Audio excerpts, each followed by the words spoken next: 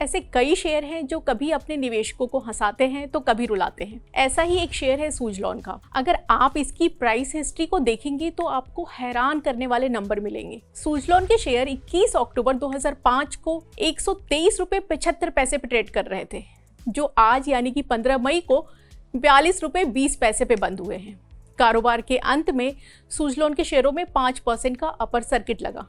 इससे आप खुश तो जरूर होंगे अगर आपका इसमें निवेश है तो। इस हिसाब से देखें तो पिछले 19 साल में सूजलॉन के शेयरों का रिटर्न नेगेटिव रहा है। अगर हम 2005 से लेकर 2024 की आज की तारीख को कंपेयर करें, यानी कि पिछले 19 साल में सूजलॉन के शेयर 123 रुपये 75 पैसे पे थे, जो आज घटकर 42 रुपये 20 पैसे पे आ गए हैं। लेकिन पिछले 5 साल में इस शेयर का रिटर्न देखिए तो पिछले 5 साल में इसका रिटर्न 775% रहा है।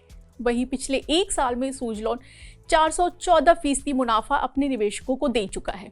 अब हम बात करेंगे कि सूजलॉन के लिए आने वाले दिन अच्छे हैं या बुरे हैं। इसके पहले कि हम आपको ये जानकारी दें, आप कमेंट करके हमें ये जरूर बताएं कि क्या आपके पास भी सूजलॉन के शेयर हैं। अगर आपके पास भी सूजलॉन के शेयर हैं तो आप अभी निवेश में बने रह सकते हैं, क्योंकि आने वाले दिनों में भी इसके शेयर 48 से 50 रुपए तक जा सकते हैं। इसकी वजह ये है कि सूजलॉन एनर्जी के शेयरों में आने वाले दिनों में करीब 116 करोड़ रुपए का सरप्लस इन्वेस्टमेंट आने वाला है।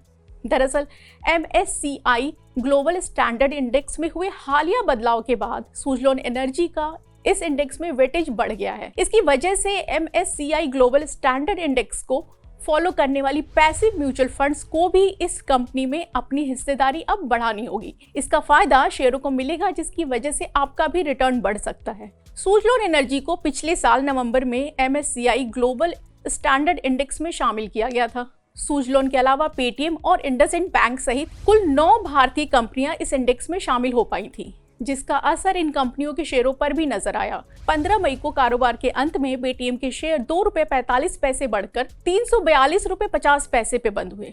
वहीं इंडसइंड बैंक के शेयर 3 रुपये गिरकर 1418 रुपये पे बंद हुए। हालांकि MSCI ग्लोबल स्टैंडर्ड इंडेक्स में हुए हालिया बदलाव के बाद पेटीएम अब इस इंडेक्स से बाहर हो गई है।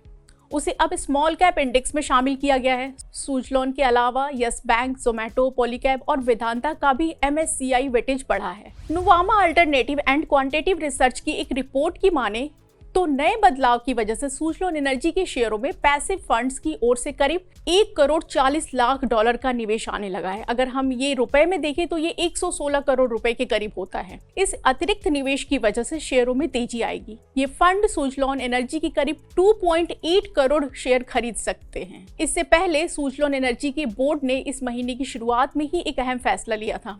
इस फैसले में उसने अपनी पूर्ण स्वामित्व वाली subsidiary company Suzlon global services की पेरेंट कंपनी के साथ मर्जर को मंजूरी दे दी थी। ब्रोकरेज फर्म आनंद राठी के मुताबिक सूजलॉन ने फिस्कल ईयर 2006 के बाद पहली बार फिस्कल ईयर 2024 के पहले 9 महीने में नेट कैश हासिल किया है।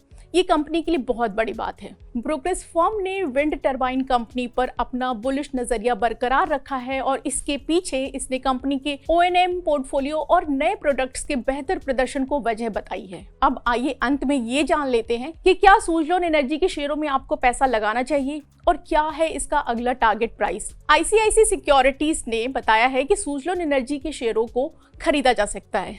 ब्रोकरेज फर्म ने इसके शेयरों को अपग्रेड कर दिया है और इसे बाय रेटिंग भी दी है।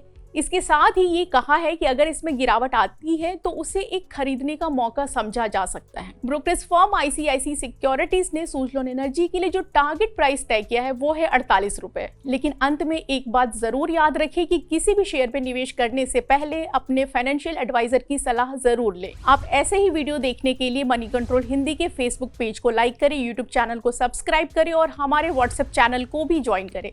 इसका लिंक आपको कमेंट बॉक्स में मिलेगा। इसके साथ ही आप हमें ये भी बताएं कि आप किस शेयर के बारे में जानना चाहते हैं।